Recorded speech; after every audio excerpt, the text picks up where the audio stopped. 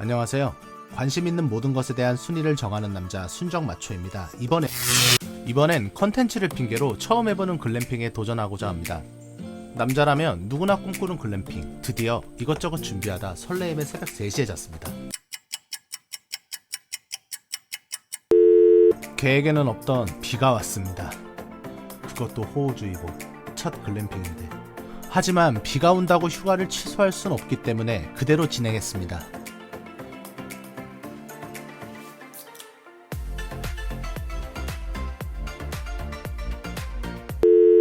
서울을 조금 빠져나가니 이제 비가 좀 그친다 싶더니 바로 막혀버리는 미친 듯한 휴가길. 하지만 센스 있는 와이프님의 준비로 차 안에서 아침밥을 먹고 휴가길을 즐길 수 있었습니다.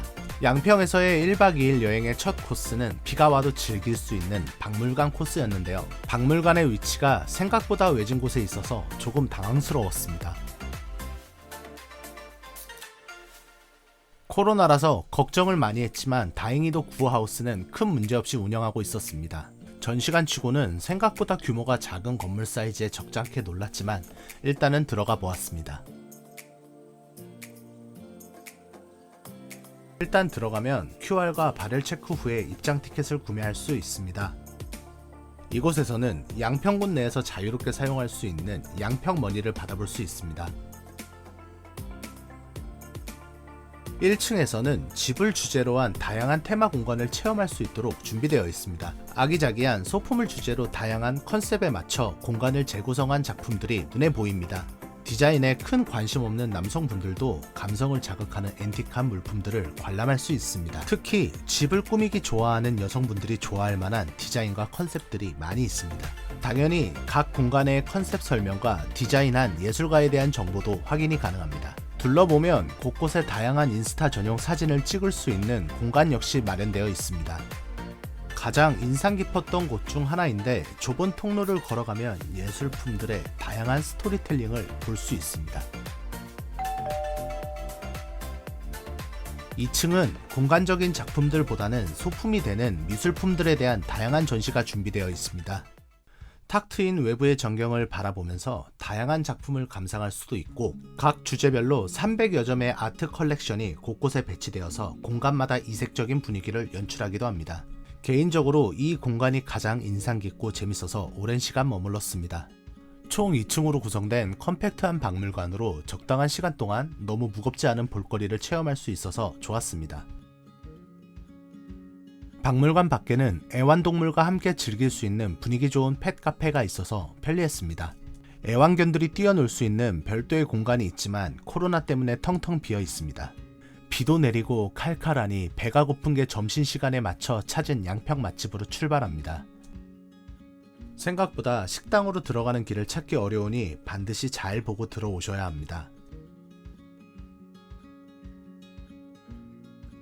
이곳은 자극적이지 않지만 기본을 가장 잘 지킨 김치찌개, 삼겹살, 닭볶음탕을 파는 맛집입니다. 실내 디자인이 옛날 시골 구석의 가게같이 평범하고 구수해서인지 음식 맛도 굉장히 구수합니다. 이곳의 대표 메뉴인 김치찌개에는 정말 질 좋은 생고기가 굉장히 많이 들어가 있습니다. 푹 익은 썰지 않은 묵은지를 먹기 좋게 썰어 넣은 뒤 취향에 맞춰 적당히 끓여주면 모든 준비가 끝납니다.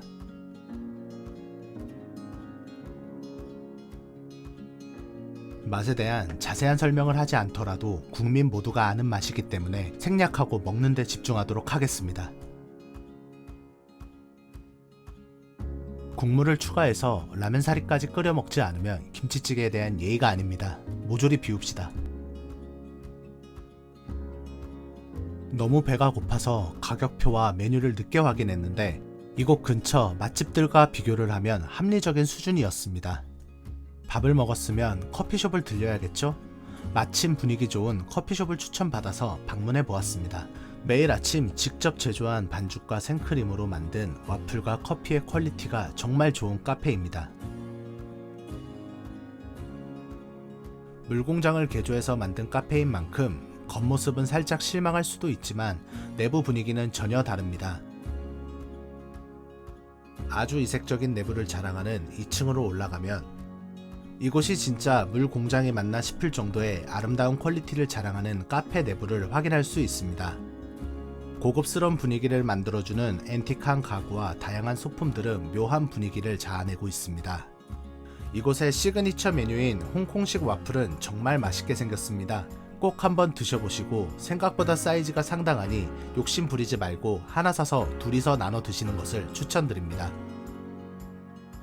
조명이 상당히 좋아서 흐린 날씨였음에도 불구하고 셀카를 찍으면 굉장히 분위기 있게 사진이 잘 나옵니다.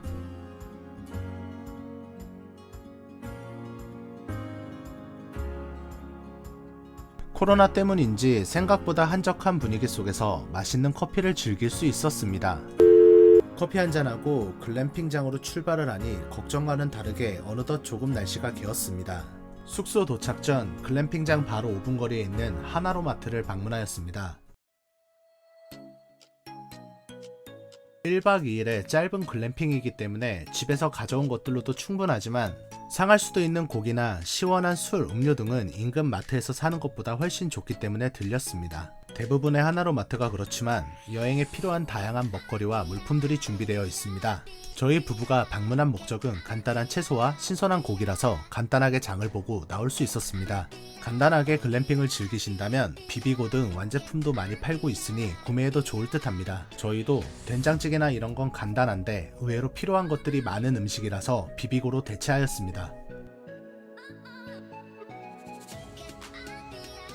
사실 글램핑이 처음이라서 굉장히 걱정을 하고 방문을 하였지만 시설이 정말로 좋아서 깜짝 놀랐습니다. 이곳에는 카바나가 총 7개 있었는데 그 중에서 저희는 3호 카바나를 배정받았습니다. 안으로 들어서면 걱정과는 다르게 굉장히 아늑한 카바나 실내 공간이 인상적이었습니다. 냉장고와 실내 화장실이 보이는데 이게 전국 글램핑장을 다 뒤져도 몇 개 안 되는 시설이라고 합니다. 참고로 뜨거운 물이 정말 잘 나옵니다. 그 외에도 전자레인지, 온풍기, 선풍기, 에어컨 등이 준비되어 있습니다. 시간이 조금 지나니 추울 정도로 아주 빵빵합니다. 인생 첫 글램핑을 비오는 날 하게 될 줄 알았는데 도착해서 보니 생각보다 날씨가 좋아서 정말 다행이었습니다. 기분도 좋아져서 와이프와 저녁을 먹기 전까지 남는 시간에는 추억의 젠가 게임을 해봤습니다. 참고로 이곳 관리사무소에는 다양한 보드게임을 대여해주니 시간적 여유가 된다면 연인, 가족들끼리 한 게임해도 좋을 듯 합니다. 그냥 하기에는 재미가 없을 듯 해서 오늘 저녁 준비를 걸고 4개 젠가를 하였는데 서로 귀찮아서 목숨 걸고 하는 젠가 게임이 되어버렸습니다. 결국 승자는 제가 되었지만 맑았던 하늘은 거짓말처럼 사라지고 비가 내리기 시작합니다. 이제 야외 바비큐를 해야 하는데 하늘이 참 야속합니다. 다들 텐트에서 나와서 나라를 잃은 표정으로 하늘을 쳐다봅니다. 하지만 이게 무슨 대소라는 듯한 표정으로 야외 바비큐 장비는 세팅이 되고 있습니다. 비가 오면 비가 오는 운치를 즐기자라는 생각으로 저희는 음식을 준비하였습니다. 젠가에서 패배한 제 와이프가 열심히 음식을 준비하고 있습니다. 마냥 놀고 있다가는 저녁에 혼날 게 분명하기 때문에 저는 고기 구울 준비를 했습니다. 비 오는 날에 고기 굽는 사람이 저희밖에 없어서 굉장히 놀랐습니다. 보통 고기 구울 때 실수하는 게 가운데에서 고기를 구워서 태워 먹는 경우가 많습니다. 고기는 테두리에서 천천히 제대로 구워주다가 마지막에 가운데에서 불맛을 입히는 것이 정석입니다. 드디어 운치 있게 비멍 때리면서 먹을 음식이 준비되었습니다. 이런 날에 소주가 빠질 수 없겠죠. 평소에는 눈치 보며 먹던 술도 오늘은 눈치 보지 않습니다. 그렇게 걱정 반, 설레임 반이었던 글램핑의 하룻밤은 내리는 비와 함께 지나갔습니다. 밤새 그치지 않는 비와 함께 오늘도 새로운 아침이 밝았습니다. 출발하기 전에 아침을 먹기 위해서 어제 남은 재료를 이용하여 카레를 만들어 먹기로 했습니다.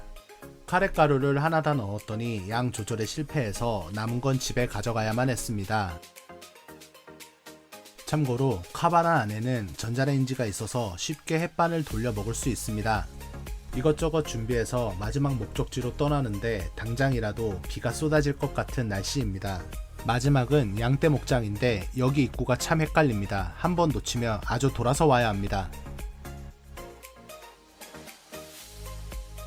처음 도착하면 입장료 결제 후 체험 방법 및 순서를 설명해 주시면서 건초를 나눠주십니다. 들어서자마자 양떼들이 반겨주는데요. 멀리서부터 건초 냄새를 맡고 귀신같이 달려듭니다. 귀여운 양들이 건초를 달라고 목을 내밀고 애타게 기다리고 있습니다. 양들이 먹기 좋게 바구니에 담아서 건초를 나눠주면 좋습니다. 공격적으로 달려들어서 건초를 먹는데요. 여기서 당황해서 놓쳐버리지 않게 힘으로 버텨줘야 합니다. 조금 더 이동하면 어린 양들이 모여 사는 공간이 나오는데요. 이곳엔 직접 들어갈 수도 있습니다.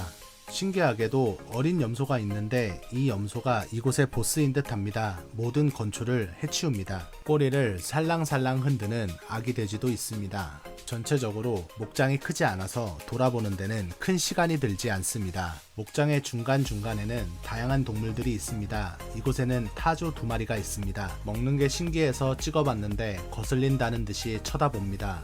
목청이 장난 아니게 우렁찬 거위 오형제도 있습니다. 목장을 다 둘러보고 나면 기념품 및 간식거리를 살 수 있는 매점도 구비되어 있습니다. 널찍한 휴식 공간과 함께 유명인들이 다녀간 사인들이 걸려 있습니다. 운이 좋은 건지 나쁜 건지 다 둘러보고 서울로 출발을 하자마자 기다렸다는 듯이 비가 쏟아집니다. 비는 왔지만 공기 좋고 가까운 양평에서 편안하게 힐링하다 올 수 있는 1박 2일 여행이었습니다.